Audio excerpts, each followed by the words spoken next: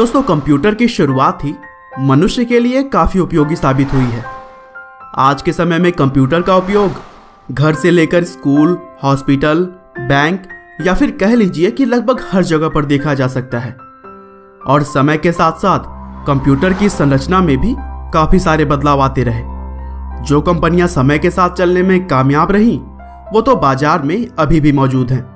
लेकिन जो कंपनियां समय के साथ बदल ना सकी, वो समय की इस धूल में कब की दब चुकी हैं। और आज हम एक ऐसी ही कंपनी के बारे में बात करेंगे जिसने समय के अनुसार बदलाव करते हुए 75 सालों से अधिक का सफर तय कर लिया है और आगे भी इसके रुकने की कोई वजह नहीं दिखाई देती।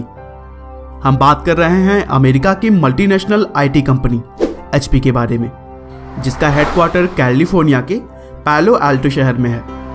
और जहां तक मुझे उम्मीद है कि HP नाम से तो आप भली भांति वाकिफ होंगे, लेकिन क्या आप जानते हैं कि इसका पूरा नाम हैवलेट पैकर्ड है, जो कि इसके फाउंडर्स के नाम पर रखा गया था।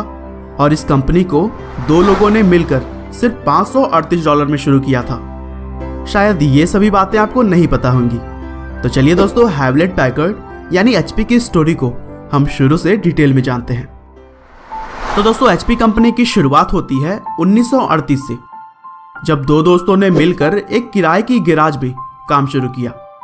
दरअसल दोनों दोस्तों के पास कुल मिलाकर $538 ही थे और सिर्फ इतने पैसों में ही HP की नींव रखी गई थी।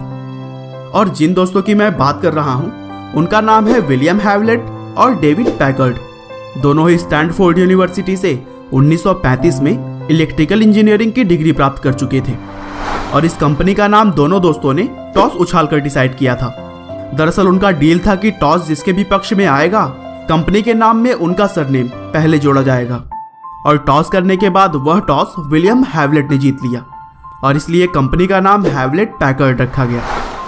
HP के अंतर्गत दोनों दोस्तों ने बहुत सारे प्रोजेक्ट्स पर काम किया, लेकिन उनको सफलता दिलवाने में ऑडियो ऑसिलेटर का हाथ रहा। उस समय दूसरे कंपनीज की ऑसिलेटर की कीमत $200 के आसपास हुआ करती थी, लेकिन HP के द्वारा बनाया गया ऑडियो ऑसिलेटर एक तो दूसरे ऑसिलेटर से बेहतर था और उसकी कीमत सिर्फ $90 के आसपास हुआ करती थी। और HP के ऑसिलेटर के पहले ग्राहक थे वॉल्ट डिज्नी, जिन्होंने $71 की कीमत में कुल 8 पीसेस खरीदे थे। 60 के दशक में HP ने सोनी और योकोगावा इलेक्ट्रिक के साथ हाई क्वालिटी प्रोडक्ट बनाने का डील किया, लेकिन प्रोडक्ट्स महंगे होने की वजह से सफल नहीं हो सके। और फिर 1963 में हैवलेट पैकर्ड योकोगावा नाम से दोनों कंपनियों ने एक ज्वाइंट वेंचर शुरू किया, जिसके तहत जापान में HP के प्रोडक्ट्स बेचे गए। लेकिन दोस्तों, आज के समय में HP तो कंप्यूटर्स के लिए जानी जाती है ना। और इस फील्ड में HP का सफर शुरू हुआ 1966 से, जब कंपनी ने HP 2100 और HP 1000 नाम का मिनी कंप्यूटर बनाया। यह सीरीज काफी लोकप्रिय हुई और अगले 20 सालों तक लोगों ने इसे खूब इस्तेमाल किया। 1968 में HP ने प्रोग्रामा 101 नाम से दुनिया का पहला कॉमर्शियल कंप्यूटर भी लॉन्च किया, जिसकी कीमत उस समय करीब $5000 के आसपास हुआ करती थी। आगे चलकर HP ने 1972 में HP 35 नाम से दुनिया का पहला साइंटिफिक कैलकुलेटर भी बनाया। इसके बाद 1974 में पहला प्रोग्रामेबल और फिर 1979 में पहला अल्फा न्यूमेरिक कैलकुलेटर बनाया गया। और इससे पहले ही 1975 में HP ने 9800 सीरीज शुरू करके अपना पहला डेस्कटॉप कंप्यूटर बनाया, लेकिन टेक्निकल इश्यू होने की वजह से इसकी कीमतें काफ़ी ज़्यादा हुआ करती थी। 1984 में HP ने डेस्कटॉप कंप्यूटर्स के लिए इंकजेट और लेज़र प्रिंटर्स बनाने शुरू किए और 1986 में HP ने HP.com नाम से डोमेन रजिस्टर्ड करवाया। इससे वह इंटरनेट पर डोमेन रजिस्टर्ड करवाने वाली दुनिया की 9वीं कंपनी बनी। 90 के दशक में HP ने अपना ज़्यादातर ध्यान कंप्यूटर और उससे जुड़े हुए इक्विपमेंट्स के ऊपर केंद्रित कर लिया था।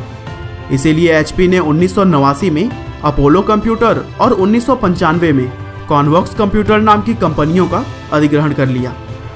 1999 में कंप्यूटर के अलावा सारे बिजनेस को HP से अलग कर दिया गया, जिसे कि एगिलेंट टेक्नोलॉजीज के नाम के तहत रखा गया।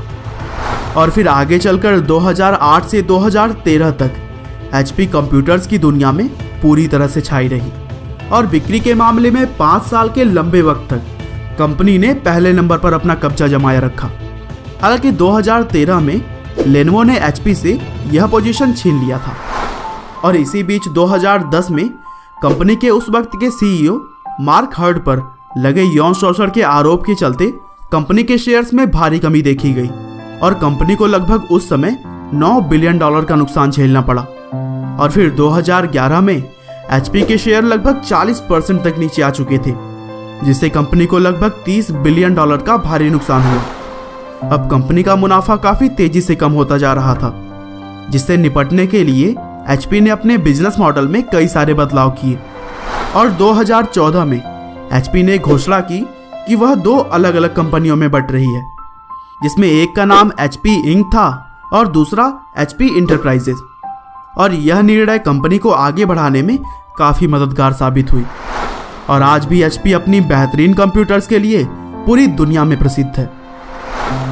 आपका बहुमूल्य समय देने के लिए बहुत बहुत धन्यवाद।